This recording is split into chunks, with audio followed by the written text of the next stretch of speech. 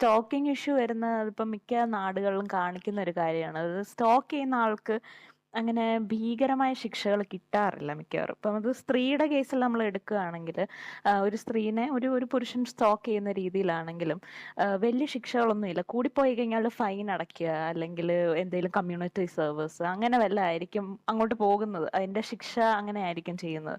അതും വലിയ ഒരുപാട് സ്റ്റോക്കിങ്, അതായത് എക്സ്ട്രീം ഇപ്പം ആയാലും മാത്രമേ മറ്റേ റെസ്ട്രിക്ഷൻ ഓർഡർ ഒക്കെ വരുവുള്ളൂ എന്ന് തോന്നുന്നല്ലേ? അത്രയും അല്ല അതും അത്രയും അതും ഈ പോണം. ക്യാമറയൊക്കെ എന്താ ഹിഡൻ ക്യാമറയൊക്കെ വെക്കുന്നതിന് പോലും ചില നാടുകളിൽ ഈ ജസ്റ്റ് പേ ഒരു വലിയ എമൗണ്ട് ഓഫ് പൈസ പേ ചെയ്യണം, അല്ലാതെ അവർക്ക് വലിയ ശിക്ഷകളൊന്നും കൊടുക്കുന്നില്ല.